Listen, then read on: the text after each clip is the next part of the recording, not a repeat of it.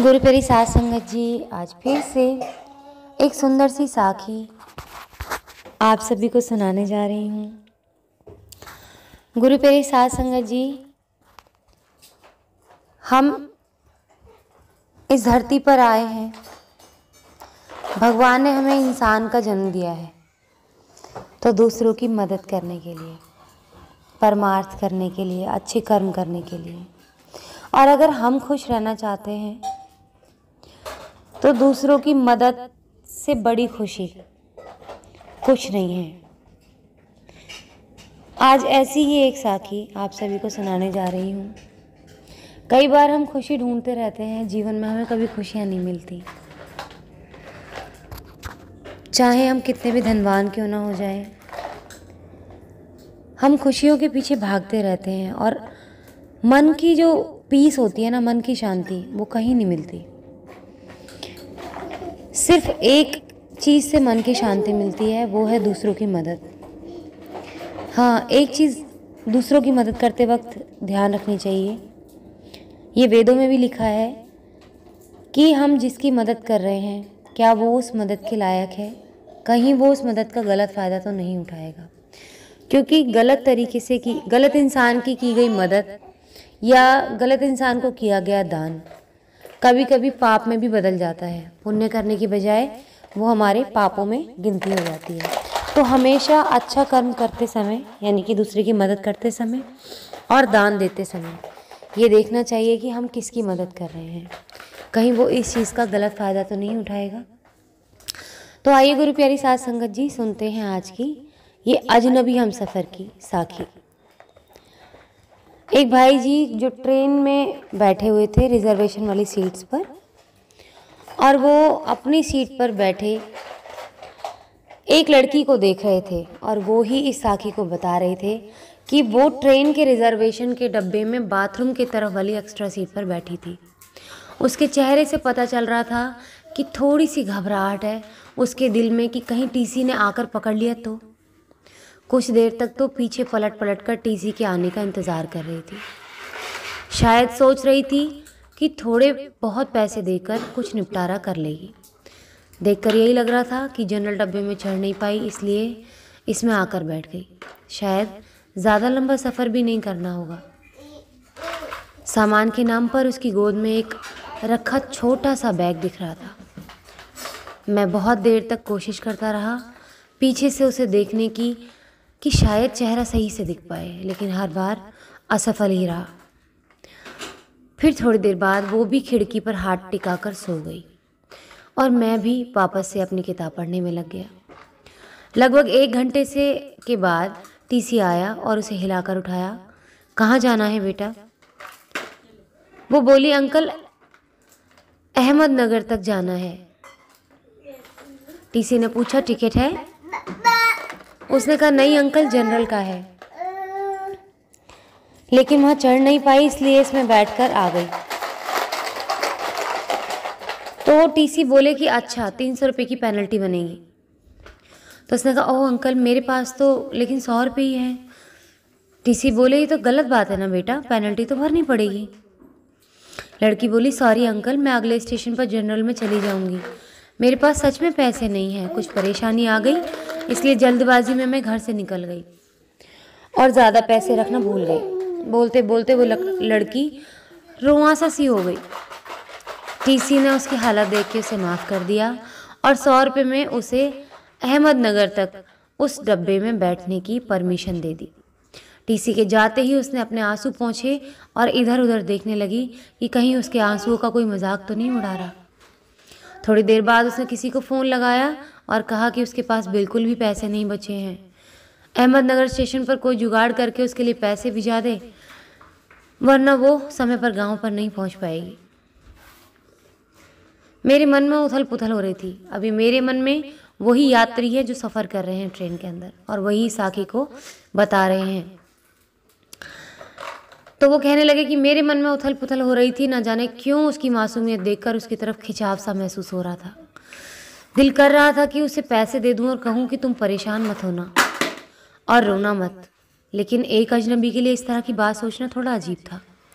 उसकी शक्ल से लग रहा था कि उसने कुछ खाया पिया नहीं है, शायद सुबह से। और अब तो उसके पास पैसे भी नहीं बचे थे। बहुत देर बाद उसे इस परेशानी में देखने के बाद में मैं कुछ उपाय निकालने लगा जिससे मैं उसकी मदद कर सकूं और मैं फ्लर्ट भी ना कहलाऊं, क्योंकि आजकल का ज़माना ही ऐसा है। कोई लड़का लड़की की मदद करे या लड़की लड़के की मदद करे तो दुनिया गलत समझती है, और वो लड़का नहीं चाहता था कि वो लड़की मेरे बारे में गलत सोचे। फिर उस यात्री ने एक पेपर पर नोट लिखा, बहुत देर से तुम्हें परेशान होते हुए देख रहा हूँ, जानता हूँ कि एक अजनबी हूँ, हम उम्र लड़के का इस तरह तुम्हें नोट भेजना भी अजीब होगा और शायद तुम्हारी नज़र में गलत भी, लेकिन तुम्हें इस तरह परेशान देखकर मुझे बेचैनी हो रही है, इसलिए ये 500 रुपये दे रहा हूँ। तुम्हें कोई एहसान ना लगे इसलिए मेरा एड्रेस भी लिख रहा हूँ। जब तुम्हें सही लगे मेरे एड्रेस पर पैसे वापस भेज सकती हो। वैसे मैं नहीं चाहूँगा कि तुम वापस करो। अजनबी हमसफ़र। एक चाय वाले के हाथों उसे वो नोट देने को कहा और चाय वाले को मना किया कि उसे ना बताए कि वो नोट उस यात्री ने भेजा है। नोट मिलते ही उसने 2 बार पीछे पलट कर देखा कि कोई उसकी तरह देखता हुआ नजर आए तो उसे पता लग जाएगा कि किसने भेजा। लेकिन वो यात्री तो नोट भेजने के बाद ही मुंह पर चादर डालकर लेट गया था। थोड़ी देर बाद चादर का कोना हटाकर देखा तो उसके चेहरे पर मुस्कुराहट महसूस की। लगा जैसे कि कई सालों से इस एक मुस्कुराहट का इंतज़ार था। उसकी आंखों की चमक ने उसका दिल उसके हाथों में जाकर थमा दिया। फिर चादर का कोना हटा कर हर थोड़ी देर में उसे देखकर जैसे सांस ले रहा था वो। पता नहीं चला कब आंख लग गई। जब आंख खुली तो वो वहाँ नहीं था। हर इंसान गलत इरादे से किसी की मदद नहीं करता।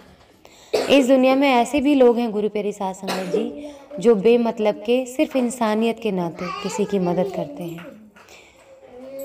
तो आगे कभी कोई किसी की मदद करे तो एक नज़रिया ज़रूर रखना, क्या पता वो इंसानियत के नाते उसकी मदद कर रहा हो। बाकी ख़राब नज़ारा तो इन आँखों ने देखा ही है। गलत नज़रिया तो सभी का ही है। हर एक कोई गलत ही सोचता है सबसे पहले, अच्छा कोई नहीं सोचता। तो इस साखी को सुनने के बाद आशा करती हूँ कि सब लोग की गई मदद को अच्छे नज़रिए से देखेंगे, ना कि लड़का लड़की और गलत नज़रिए से देखेंगे। ट्रेन अहमदनगर स्टेशन पर ही रुकी थी और उस सीट पर एक छोटा सा नोट रखा था। वो यात्री झटपट सीट से उतरकर उस नोट को उठा लेता है और उस पर लिखा था, थैंक यू सर, मेरे अजनबी हमसफ़र। आपका ये एहसान मैं ज़िंदगी भर नहीं भूलूंगी। मेरी माँ आज मुझे छोड़कर चली गई है। घर में मेरे अलावा और कोई नहीं है, इसलिए आनन फानन में जा रही हूँ। आज आपके इन पैसों से मैं अपनी माँ को शमशान जाने से पहले एक बार देख पाऊँगी। उनकी बीमारी की वजह से उनकी मौत के बाद उन्हें ज़्यादा देर घर में नहीं रखा जा सकता। आज से मैं ताउम्र आपकी कर्जदार हूँ। जल्द ही आपके पैसे लौटा दूँगी, लेकिन फिर भी आपकी इस मदद का कर्ज ज़िंदगी भर मुझ पर रहेगा। पैसों का कर्ज तो मैं उतार दूँगी, लेकिन आपने जो इंसानियत का कर्ज मुझ पर चढ़ाया है शायद मैं ना उतार पाऊँ। उसके लिए मैं हमेशा कर्जदार रहूँगी। उस दिन से उसकी वो आँखें और वो मुस्कुराहट उस यात्री के जीने की वजह थे। हर रोज़ पोस्टमैन से पूछता था, शायद किसी दिन उसका कोई खत आए। आज 1 साल बाद उसका खत मिला और उसने कहा, आपका कर्ज अदा करना चाहती हूँ, लेकिन खत के ज़रिए नहीं, आपसे मिलकर। नीचे मिलने की जगह का पता लिखा था और आखिर में लिखा था, अजनबी हमसफ़र। तो गुरु प्यारी साध संगत जी, मुसीबत में पड़े लोगों की मदद इंसानियत के नाते ज़रूर करनी चाहिए। और गुरु प्यारी साध संगत जी, कभी भी हमें किसी की गई मदद को, इंसानियत को नीचा नहीं दिखाना चाहिए। बहुत से दुनिया में ऐसे लोग हैं जो किसी की इंसानियत को गलत तरीके से आंकते हैं, उसे नीचा दिखाते हैं, उसे बदनाम करते हैं। बदनाम करने वाले लोगों के हिस्से में सिवाय पाप के कुछ नहीं आता है, और पाप को अगर वो छोटा समझते हैं तो सब्र रखिए। पाप का नतीजा आपको भवसागर में गोते लगा लगा के ही पता लग जाएगा। इस जन्म को तो आपने शायद मजाक में ले लिया है। आगे आने जाने वाले कितने ना जाने जन्म होंगे जो आपको खुद खराब कर रहे हैं आप, और उनमें ये सज़ा भुगतनी पड़ेगी। आपके लिए वो छोटी सी कही गई बात होती है, लेकिन किसी के लिए उसके मेंटल पीस को वो बर्बाद कर रही होती है, और किसी के मेंटल पीस को बर्बाद करना भगवान को चोट पहुंचाने के बराबर होता है। तो गुरु मेरी साथ संगत जी, जीवन में मदद करें, देखें आप किसकी मदद कर रहे हैं, क्या वो उस मदद के लायक है, और ज़रूरतमंद है तो मदद करने से पीछे ना हटें। और कोई किसी की मदद कर रहा है तो उसको डिस्करेज ना करें उसको बदनाम करके, बल्कि प्रोत्साहित करना चाहिए। आपके जो कहे गए ये शब्द होते हैं ना बदनामी के, किसी को किसी की मदद करने से प्रोत्साहन से हटाते हैं, उसको डिस्करेज कर रहे थे कि उसकी हिम्मत को तोड़ रहे होते हैं। आगे समाज में कोई किसी का भला नहीं करेगा। अगर कोई भलाई करने वाले को ही बुरा कहेगा तो समाज में आज के बाद कोई किसी की मदद नहीं करेगा। और जो लोग किसी के बारे में बुरा बोल रहे हैं उनको भी जीवन में कभी किसी की ज़रूरत पड़ेगी तो भगवान उनकी भी मदद करने के लिए किसी को नहीं भेजेंगे, क्योंकि वही तो थे एक जो मदद करने वालों को बुरा बोलते थे। तो जीवन में उनकी भी कभी कोई मदद नहीं होगी। आज इसी के साथ इस सुंदर सी साखी को यही समाप्त करना चाहूँगी। मिलती हूँ आपसे अपनी अगली वीडियो में नई साखी के साथ। तब तक के लिए खुश रहें, सुमिरन करते रहें, सच्ची सेवा करते रहें।